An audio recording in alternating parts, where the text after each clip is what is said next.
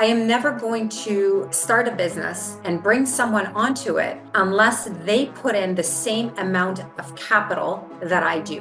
When executives and leadership is always surrounding our agents and giving them that accessibility to us at any given time, that's what really drives our growth. If I ever see a negative comment, there's absolutely no sense in replying to it. It doesn't bother me. Welcome on today's episode of the Entrepreneur's Journey.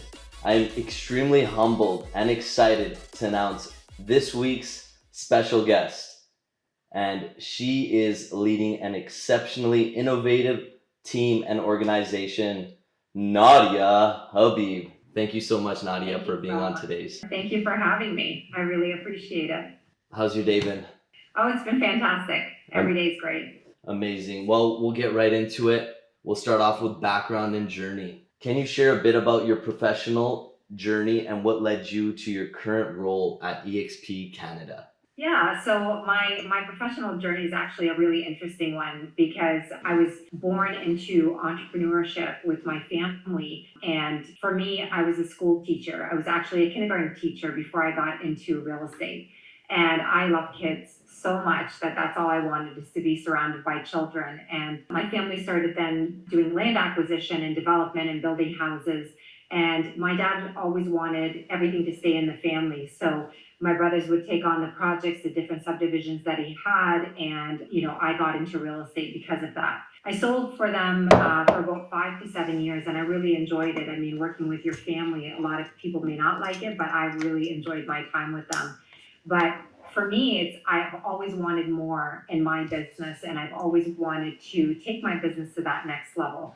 I'm not one to stay in the same position for a long period of time unless there's growth that's involved. So I then became manager of the office that I was working at, and I've only ever worked for really technically 2 companies, which is Century 21 and then now eXp. I worked for them. I was a manager, managing broker, built that office. That office was, when I left, it was about 365 agents, number 1 Century 21 office in Canada, number 2 in the world. So I've done really, really well. And when I left that brokerage, it was really, I felt like there was a cap to my learning and a cap to my growth. And I wanted a company that is going to allow me to spread my wings and continue my growth, because it's just so important for me that that skill set continues to grow. Hence my switch to eXp about 2 years ago. And this is where we are now. I actually came on as a managing broker with eXp, but my passion is people. My passion is to be out on the road and really helping the growth and the drive of the company. And this is, how I ended up being director of growth and VP of growth, and now senior VP of growth in Canada. Wow. When 2 years ago, when you came onto the team, were you just like working as a real estate professional or a team lead, No, or what was your role? I just came on as a managing broker. And it was, it was a transition time for me from my previous company. And when I came on as a managing broker, I'm like, this is the same. Like, I don't want to do this. I want to do more. And just because I know my skill set, and I did not want to be behind a computer, I wanted to be on the road, being able to help train, retain agents as much as possible. What have you found, Nadia, to be the most challenging part about retaining and attracting great talent? The challenge is always with attracting great talent. It's always challenging because, when you're that talented and you're that productive, you don't necessarily want to move. Moving companies is a big change. And, as human beings, we don't like change. We like comfort. We like, stability. So to cause chaos in an organization is very difficult. However, one of the things that's really helped, or that really goes a long way, is showing value and what your value proposition is, really zeroing in on, what that person has at their current brokerage as opposed to what they can have with eXp. And that's the reason people move, is they look at it as in, can I build a better future for myself if I am at a different brokerage? With the retention aspect of it is, real estate, we have a lot of agents that are coming into the business, but our statistics show that anywhere between 6 to 8 agents out of 10 leave the business within the first 2 years. A lot Wow. of people come into real estate because it looks like, social media does a fantastic job of glamorizing the career and, making it look like, we live like superstars. You've got all these TV shows and so forth. But what people don't realize is it's a lot of grind. You are your own boss every single day. You have to get up. You have to be self-motivated in order to make it. So with the retention aspect of it, the majority of our agents, like 80% to 90% of the agents that we lose are the non-productive agents. And it becomes too expensive for them to stay in the business because there's a lot of dues for them to pay. An incredible answer, first of all. Goes to show that it's not easy to build a great company. It And that, really is not. and that You have to work at it every single day. like it shows that there's some incredible leadership behind such a company for even to attract that talent and retain it. That goes to show. And you were saying what, 90% of About 80 to 90% of agents that leave are non-producing agents. Mm, And, our industry as a whole, like I said, it's glamorized. But once agents get in and they start to see how expensive it is to be a non-producing agent, it's just not worth it for them. because of like the licensing fees, the insurances, the Absolutely. education. You're paying board dues, you're paying regulatory dues. It's expensive. Marketing is very expensive. You always have to look your best when you're out with your clients. Gas is expensive. It's just an expensive lifestyle, and you're supporting a family. But one of the biggest challenges is that you're not getting a paycheck every 2 weeks. No. Right? You're getting Yeah. paid when the property closes. And then maybe if the property closes, if it doesn't close, you're not getting paid. So you're really working with a certain amount of money that is going to take you over the next couple of months until you get paid again. So again, you have to be very careful with how you spend your money in real estate. Wow. Any advice for corporate professionals, real estate professionals, mortgage brokers, insurance brokers on how to manage their money better? When you're independent, so if you are classified as an independent contractor, you are not getting paid bi-weekly from your company or weekly by your company. It's great advice to treat yourself as you're working for your business, right? So you treat that entity as a business and continue to pay yourself bi-weekly as if you worked for another company in order to keep the structure maximize or going to the maximum. So for example, if I got paid a $10,000 check and then I got paid a $5,000 check, I'm going to have my bi-weekly withdrawals, and my bi-weekly withdrawals should be able to cover my expenses for the 2 weeks. When you tap into that bank account on a regular basis and it's not planned money, you're going to spend it. So as easy as it comes in, the easier it is to spend it.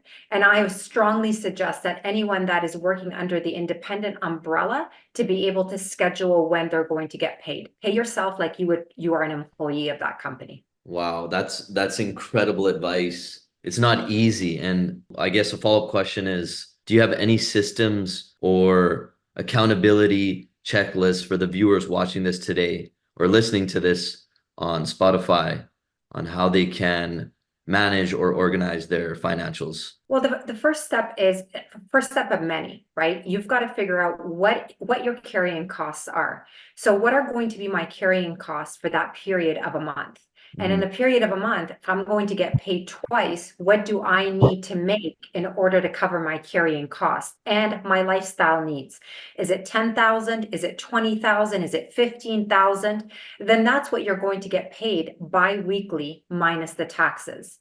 So it's really about figuring out what your expenses are, and you're incorporating your expenses. Not only is it your lifestyle that you're paying for, but also your business expenses is what you have to pay for as well. So you have to make sure that money covers it. So once I figure out what my monthly expense is going to be, I know what my 2 withdrawals from my company account is going to be. And then I calculate what I need to make on a yearly basis in order to cover my lifestyle and my business. Anything that's left over at the end of the year, that's a bonus and a plus. It's a surplus for the following year, or an investment opportunity for that person to whether invest in other properties or whatever it is that they're going to be doing with their money, or reinvest it in their business. It's amazing how like fundamentally simple you made it sound, but yet how hard it really is. It Because really is very difficult. I personally, I'm 27, young business owner, just recently got my company incorporated, but it's like I get paid, in bulks, and then it's like boom. Next Oh, thing you you know, spend you're in like, bulks, yeah. Where did What happened? Where'd the money go? oops. My mother, she's constantly like, so you made this much last year, but where's the money? And I'm like, yes, you're Yeah. actually right, mom. Like Well, where did it go? the sad thing is that you're not the only one, right? I Think mean, so? everybody does this. Everybody does this. And I've seen this happen so many times, especially when you're getting paid in chunks of money. The one thing, I mean, obviously school is fantastic. But the Absolutely. one thing that when we are going through grade school, high school, until you hit university, there is no finance education. So No. it's not like they sit down these kids and they teach them how to allocate their money and the importance of saving money and spending money on the right items. So for us, when we're successful in business and we get a big chunk of money, that big chunk leaves our bank account as quickly as it came in, Mhm. because in our mindset, we're going to get more, and it's going to be even more than what we got the first time. So it's really important because you never know the stability of the market, right? No one ever anticipated what we were going to get through COVID times, after COVID times, the fluctuation in the interest rates that are happening. So no one can predict the market. You always have to leave yourself a year in advance in your bank account to be able to cover yourself in the event that something happens with the market. Interesting. So a 1 year so this is like advice for any entrepreneur or even just any like what Anyone, this is the anyone. best safety blanket. It eliminates a lot of fears that people have. It eliminates not only fear of not making enough to cover your costs, but eliminates fear of staying in situations or jobs or positions that you may be very unhappy, but cannot afford to leave because you can't take that lag time in between in order to find another job.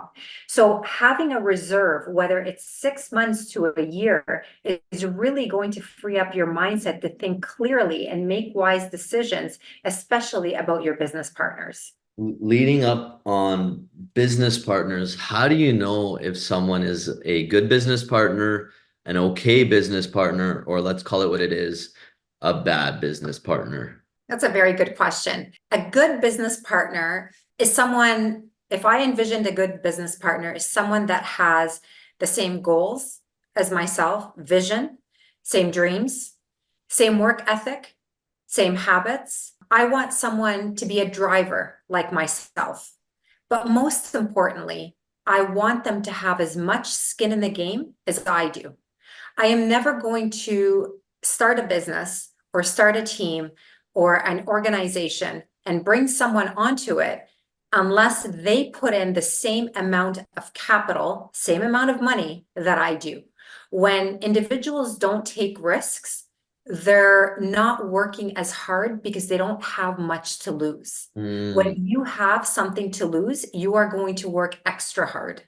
But again, wow. we only attract like-minded people. So you're going to attract like-minded individuals that have that same work ethic as you do. So is that principle, I forgot from which physicist that was, that like attracts like? Absolutely. How does a leader know this is another leader in the Um, making? Like they could be a it, young leader or a leader with just as much skin in the game as you, but they're, let's say, from a different brokerage like Remax, and they're like, oh, that brokerage is weird. I don't want it. I like where I am because I'm comfortable. how do you differentiate? It's really difficult. When they're established, it's easy to see because you get to see their income, you get to see their production. When they're established, you can see who the leaders are. When they're new into real estate, it's very difficult because, like I said, they come into real estate with the perception of what real estate is, but they don't know the back end work Mm. that they have to do in order to become successful. And I've interviewed hundreds and hundreds of agents coming into the business over my years in real estate. And Wow. I've had some who, will say to you, I'm going to be your number one agent, but they can't even produce one transaction a year. So again, it's the perception. But if you have the work ethic and if you have that self motivation, that driver in you, it's literally impossible not to make it in this business. But you have to treat it like a business. You can't just sit back with in any industry. If you want to be a leader, you have to chase the business. If you want to grow the team or your team or to form a team, no one is going to join you unless they see that you can lead, and you have to lead by example. So if you're not doing any business, no one's going to join your team. Therefore, you're not going to grow. And it's a lot of responsibility when you become a leader, because you're no longer just responsible for yourself. Now you're responsible for a community, right? You're responsible for other people's lives. Leadership style is lifting people up. It's finding those individuals that are susceptible to change, that want to incorporate these different methods and sales strategies into their lives and be able to excel at what they do every single day. Incredible. Do you find that a lot of real estate professionals are lost in today's market, given the fluctuation of our current interest rate market? Yeah. Sorry, the current financial market and just the cost of borrowing. Lost is, probably not the right word that I would use. I would say, they're not adapt to changing markets. If you've been in the real estate industry or the mortgage industry or the finance industry for a long period of time, like anywhere between 15 to 35 years, you've gone through the ups and downs of the market. So you've been through a down market, you've been through a recession market, and you know what it takes in order to get, to persevere and to be able to create business in a down market. However, when you have agents that have come in a strong market and business was easy for them, they don't adapt as quickly to a changing market. The interest rates have gone up, but realistically, when interest rates were at 2%, we were still doing the stress test and qualifying them at 5.5, 5.9%. So what has really changed? It's the inflation rate went up. I completely agree with that. But if we went back to when our parents purchased homes, interest rates were 20%. Wow. So here we are looking at, oh my God, the interest rate is 6%. When is it going to drop back down to 1.5 or 2%? Reality is, everything goes up, but also pay has gone up, wages has gone up, people's spending has gotten worse. So the spending habits is the problem, right? That's what we have to look at. But if we compare apples to apples, it was significantly more expensive back then. Wow. That's an amazing answer. Very well. Just you cover so many topics, because it does goes to show that consumerism is one of the number one thieves of joy. Maybe that's a bold statement by myself, but I feel like when you're just consuming and consuming, you get so lost in this unconscious behavior. Whereas if you consciously, it's not easy to save up your first down payment. I'm not sure when you bought your first property, or whoever, right? Like your family, when you guys bought your first property, you had to save. Takes a lot of discipline, does it not? Yes, a lot of discipline. And when I look at, this generation that is looking to purchase homes, to get them to make what they make and pay the current rent and save up for a down payment, it's a lot of money. No one is looking under, they need at least $50,000 to $100,000 for a down payment, because property prices have gone up so much. We're very lucky in Canada that we still have pockets that have homes for sale under 400,000, under 300,000, but there isn't a lot out there that, individuals can afford. And it's scary. It really is scary, because rent is now, very close to a mortgage payment. Yeah, that's crazy. What advice do you have for entrepreneurs, or just anyone watching that in their 20s who wants to save up their first $100,000 for a down payment on a house? Now, if you can use RSP money to put towards a down payment. So my suggestion would be to dump any savings that you have into RSPs, because then you can use that into your down payment when you buy your first property, and it's a tax savings for the year. So that would be really good. However, if you can move back home in order to save the down payment, I would strongly suggest that they do that. It's not just about moving back home, but we're finding home ownership moving also into co-ownership. So not necessarily parents owning homes with their children, but people owning homes with other people in order to afford it. So a group of 4 individuals or maybe 2 couples might buy a home together, share different levels, but that's where affordability is headed, right? So if a child can move back home and be able to save up everything that they make, it's a sacrifice that they're doing for a period of 1 year to 3 years, but then they get the freedom of owning a property. It's a short but yet long-term play, because it could Exactly. be a year Exactly. to 3 years, right? So Yeah. you don't know.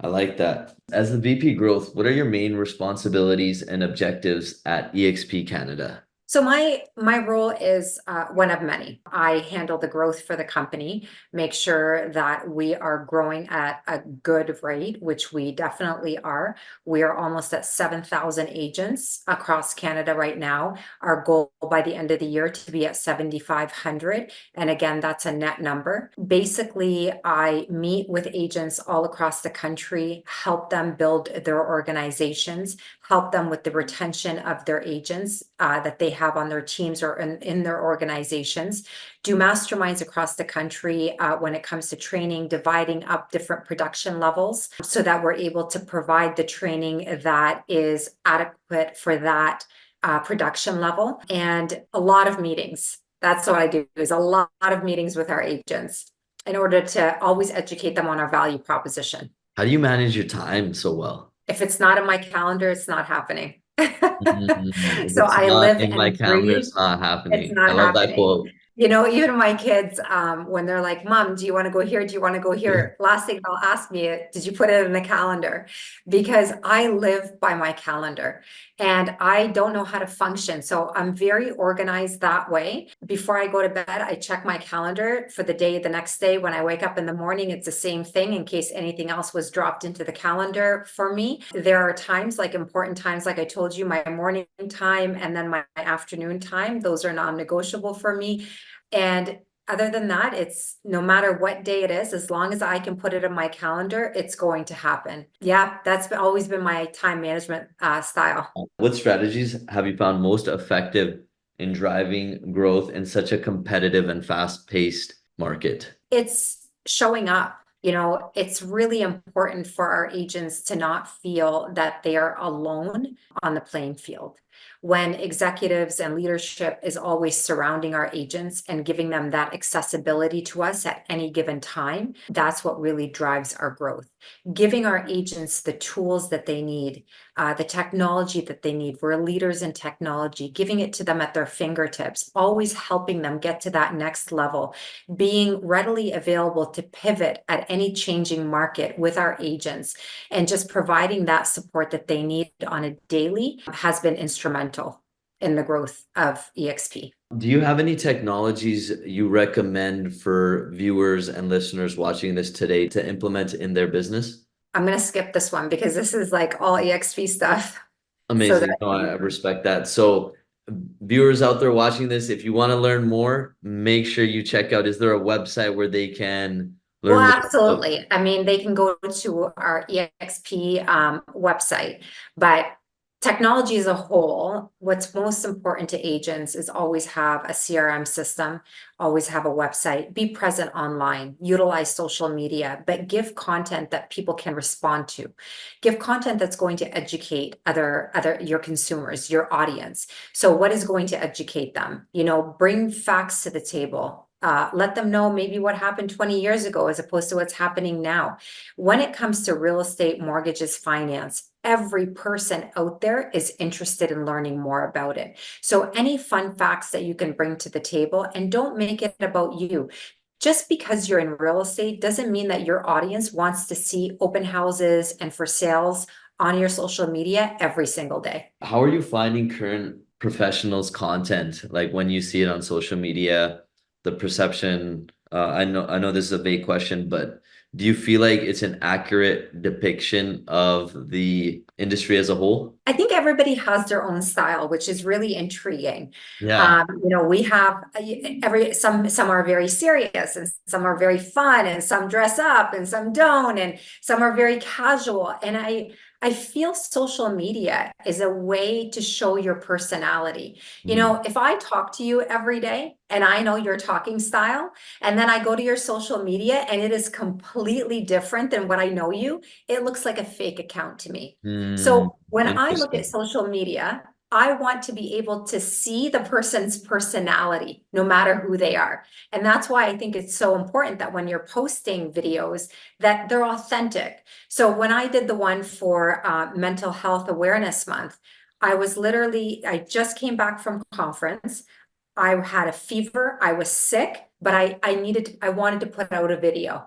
And I did it. No filters, my authentic me. That's what you're going to see in here because that's what my viewers see me and know me as. And I don't want them to see it any different. Authenticity is, I find to be Very such a powerful. powerful, yeah. Yeah, it's very, very powerful. Yeah, I mean, it's the reason why I'm like, I have to interview her. Like, you're I the saw best. that right when I saw that, I was like, wow, like it's just like it, you lead by example. Thank And you. I it appreciate it. it's not often when you see someone so brave and yet leading so many people to like, because let's be real, a lot of people will judge, right? I've been judged myself for a majority of Yeah. my life. So I guess my question to that is, when you put yourself out there, how do you deal or what advice you have for the listeners watching this, entrepreneurs, creatives, they could be artists watching this. When they put their work out there, you can feel or you can receive all sorts of criticism, judgment, or even praise or glory. But how should one manage all those different emotions and energies coming towards their personal brand, their business, or their work? It's difficult. I mean, it's easy to get caught up in the negative comments that you hear or the negative surroundings that you're in. But one should know, I mean, putting yourself out there, it's your authentic self. You should never be embarrassed about what you're going through, or if you are going through anything at all. It's just putting yourself out there. Everyone has gone through something in their life. Mhm. And the people that continue to drive and move forward and become more and more successful, Mhm. it's bringing awareness to the table. You're not sitting there and you're not sulking over what happened. You are just bringing awareness and how surrounding yourself by the right people can really help you in your day to day. Reaching out to the right people and talking to them and venting to them is really going to help you. If I ever see a negative comment, there's absolutely no sense in replying to it. I leave it. It doesn't bother me. I mean, I can't personally, thank God, say that I've ever received it. However, if I did, I would ignore it because it's only going to bring you down. And people that have the ability to publicly put a comment on a post that you did have no shame. So Mhm. they're looking for that internet interaction. And that's something that you should never give them because that's what they're looking for. They're looking for an argument online. You know what you represent. You know what your value worth is. You know what your success level is and where you want to take your business. You know your leadership style and your skill set. No one else should influence that for you. You already know. That's what makes you a great leader, is because you already know. I think that's why a lot of people want to follow and learn because when you're in that room, when someone just puts themselves out there who does have the accolades like yourself to back it up and who has this vast richness internally, calmness, kindness, it's like that. Would you say it's like having all these layers of different stacks of skills that you're putting together to now kind of share to the masses? You can't teach something you haven't done. You can't talk about something you haven't experienced because it comes with no emotion and it comes with no passion. I've been through many different roles over the 23 years that I've been in real estate.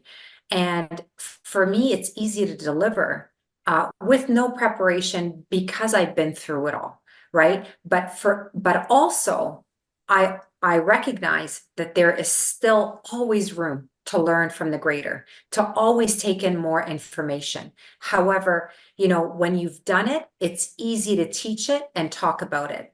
But the whole idea is that just because there's been, hiccups in the past, that doesn't define who you are now or what you're going to be in the future. That should only empower you to become better at what you're doing. We are better together, as they say, right? Absolutely. When you work with Absolutely. great people, iron sharpens iron. Absolutely. Forgot where I heard that from, but it was I think it was a page out of the Bible, and it talked about how iron sharpens iron. I'm not going to say the whole thing because I don't want to butcher it, but so powerful. Very, yes. Follow-up to that is, what advice do you have for entrepreneurs or anyone watching this or listening to this today on how to manage their mental health better in such a fast-paced industry, such as the industry you're in real estate? In any industry, when you're a leader, it comes with a lot of responsibility.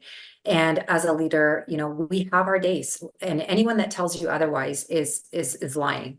You have your days where you just want to throw in the towel. You're like, I don't need this. I make enough money on my own. Why am I taking this on? But your passion for leadership and your skill set don't allow you to. But we all have those days. And then you sit back and it's never easy to climb that ladder. It takes a lot of work and it's a lot of heavy lifting. However, once you get it to the level that you want to get it to, it's maintenance after that. So it's surrounding yourself by like-minded individuals that have the same work ethic, that have the same drive. You are responsible for so many people. It's okay to have a bad day, but you need to step back every once in a while and reevaluate your business. You need to step back and take a break. But when you are leading something or working your way up to be a great leader, and you want to continue believing in work-life balance, that is never going to happen. There is no such thing as work-life balance. I am not a believer of that, because if I am working so hard to grow what I have, something else is suffering because my time is all here. So something here is suffering. If I now have this running and I'm now focusing on here, this is going to start to suffer. There is no work-life balance. It's giving what is needed to that certain component of your life at that certain time. So if right now my business needs my time, I'm going to give my business my time because so many people depend on me. And then I can also focus on other aspects of my life. That's a lot to take in. I can't even imagine what that's like. Thank you so much for sharing that in-depth answer. It's my pleasure. What advice would you give to aspiring entrepreneurs and corporate leaders who want to follow a similar path? They might be in a different country listening to this, and they're like, I want to become VP growth of Mexico or the US, or I'm not too sure how it works, but what advice do you have for young leaders, future leaders listening to this on pursuing some form of leadership in their careers? Doesn't necessarily have to be real estate. So continuous growth, both personally and professionally. It's really important to never stop building your skill set. Always continue learning, learn everything inside and out. Have that curious mindset of, you never want to settle for because why? I want to know why this is here. You want to question everything so that you learn the ins and outs of the industry, no matter what industry that you're in order to get to a certain level, no matter what level it is, you have to have a definite skill set. No one is going to hire you on the individual that you are, but if you bring value to the table because of your knowledge and your skill set, then that is where they're going to see the value in you and want you in certain positions. So for me, it's the hunger for learning. That's how I got here. Building my skill set, always wanting to move my business to that next level, never settling for what I have, always wanting to set a good example for my children, that you can never stop growing, that you can always continuously climb and get to a higher level by surrounding yourself with like-minded individuals. And don't be afraid to shed the weight as you grow, because the people that belong in your circle now may not belong in your circle 2 years from now or 4 years from now. So it's very important to do that, but do it on a good note. Never burn any bridge. It's not their fault that they did not move up like you did. They're comfortable and happy in the positions that they are. You've just outgrown your circle. So it's really important to recognize when you've outgrown it and make sure that you move when you need to. That's amazing. Do you find that growth is painful? I mean, that's why they call it growing pains, right? Nothing comes easy. I mean, it comes with stresses. But you want bigger things, they come with bigger responsibilities. Nothing comes easy unless you're handed wealth, and even that might be stressful. As you start to build and grow, yes, it becomes more stressful because, now you employ more people, but you're not just employing them. And now you've taken on the responsibility of feeding their families. So now it's a different, like there's so much to it, but a good leader always finds a solution. They have a plan before they start the business. They don't open the business and then go do a plan, right? And they're going to fail at some things. That's why they have multiple things going at the same time, because they don't know which one's going to fail and which one's going to go through. I mean, heck, Elon Musk had to launch 4 times to get it right. Right. So if this is a genius launching rockets, I mean, running a business is not easy. It never comes easy. And it's important to recognize that it is going to be hard work, but hard work brings great reward. And it is so worth it. You guys hear that? This is absolute gold. We're going to cut for a quick 30-second intermission break where we would like to thank this episode's sponsors. If you guys are watching this and you don't know, Pure Protein Bars. You're ever feeling hungry, you're on the go, you need a snack. I love eating these 20 grams of protein post-workout. I don't recommend eating them 7 days a week because, it's just a protein bar. But hey, 5 days a week, 4 to 5, I'm in. Go check them out. Link in the description below. And back to our main guest, the one and only Nadia Habib. Thank you so much, Nadia. You are just dropping absolute gold that I got hungry because I'm like, wow, like my mind just cannot comprehend this much great information. So we have to take a little pause. Thank you. I guess follow up now on that is, how do you stay so motivated and resilient? Because clearly it seems like you've seen a lot of different cycles, like you've been through a lot of different market cycles. How do you stay so positive and optimistic? I can't say that every day I am as positive as, every day is different, right? Positivity, yes. I stay motivated because I want to set a good example for my children. They are my heart and soul. Everything I do is because they drive me. I want them to see that there is always room for improvement in your life, that you just have to have an open mind and an open heart for it. I've raised 3 very successful children. I'm proud of them every single day. They are my biggest accomplishment. My biggest accomplishment is not my work. They are my kids. And if it wasn't for them, I don't know how successful I would be, because they are my driving factor.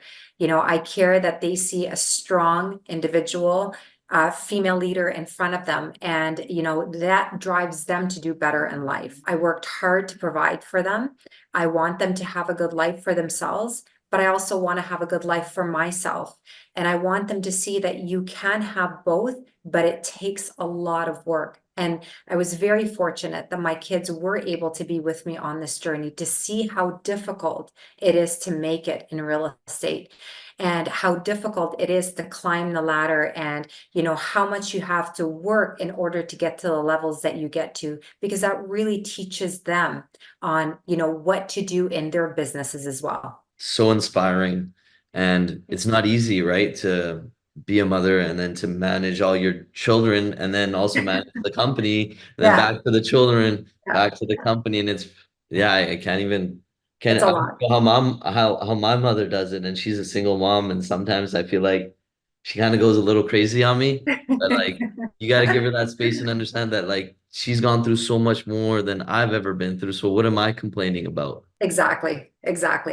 But it sets a good example for the kids. It's like moms have like another superpower. I don't know what it is. I guess like, what is it? How do moms have this superpower? Oh, I have no idea. Where it's, you just go. That's all we know how to do, is you just go. Like, nothing is hard. If it's hard, you figure it out. You figure it out. I feel like I have these mental breakdowns sometimes with like just like work, or 2 years ago or 3 years ago, I started my first build, right? And everyone around us, like my family was like, what are you doing? You're not going to be able to do that. You've never built something before. You're out of line, Sabaj, right now. You're dreaming too big. That's what my grandfather had told me. And not to put him on the spotlight, I had other aunts, uncles, just family members saying, "Oh, you're gonna go broke. You're gonna make your mom go what is it called, bankrupt, right?" Because like obviously I couldn't get approved for a loan, so I put my mom and myself on it, and I was like, "Mom, let's go build a home." Yeah, you have to take risks. In life, you have to take risks. And when you believe in the talent that you have and the skill set that you have, taking risks is not hard. So to follow up on that, what advice do you have for like young builders out there, contractors out there who want to develop, like, let's say, future communities or future neighborhoods? Well, coming from a family that's all I know is building. It's don't take a big step in, just small steps when you're starting building because it's a lot of money up front. Mm. So once you're able to stabilize and have, one property, two properties, then you move to five, then you move to 10, and you slowly work your way up, be very careful with your funding. It's really important for builders to get to a level where you pay off the land that you buy rather than taking it and paying interest on it, especially in a market like today, because you don't know if you're going to have the home sold once you finish building it. And the interest rate that you will pay to a developer is really expensive because you cannot finance land. So it's, if you are able to get to a point where you're able to buy out the land and then build on it, that's very profitable. If, let's say, the builder has done one or two builds, but now they want to get into building more like for other people, do you recommend, instead of, even if they can't, that barrier of entry isn't there for them, they're a young builder, newer company, should they build for other people or start in residential or like one or two builds for someone else? It's whatever opportunity that arises. You never know where the opportunities are. I mean, sometimes you might want to build for yourself. However, an opportunity presents itself, an investment or an investor that wants you to build for them. Any experience that you are able to gain along the way is only going to help you when you are on your own. So I never say no to opportunity, no matter what it is. If there's an opportunity and I'm able to learn from that, and again, it's finding that business partner that has the same risks, the same stakes in what you're doing, in that venture capital that you guys are doing. So that way you're learning, plus you're moving up. That's incredible. What key metrics do you focus on to measure the success and growth of eXp Canada? The numbers. So the numbers, not only in agent count, but also in transaction count. So we look at how many transactions that we're doing per year and how much growth that we've had per year.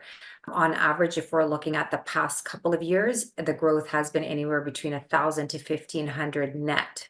So remember, we talked about 10 come into the business, 8 end up leaving within the first 2 years, 2 end up staying. So that's a really significant number. Retention as well, that's been really good. But our agents right now are averaging anywhere between 6 to 7 transactions per year. So industry standard is not that right now. And numbers, I mean, numbers is what shows exactly what the growth is, whether it's in production or number of agents. Thank you so much. You're so welcome. Thank you for having me on your podcast. I really appreciate it. And it's an absolute pleasure to spend time with you. There you guys have it. If you'd like to learn more about Nadia Habib and the future she is paving of real estate, click on the link below. Do you have any social media handles you would like to send over to our team? So my Nads Habib on Instagram. Yeah. There you guys have it. Go check out what Nadia Habib, the VP growth of eXp Canada, is up to. Thank you so much for being on this episode. Thank you so much. Have a great day. You too. Take care.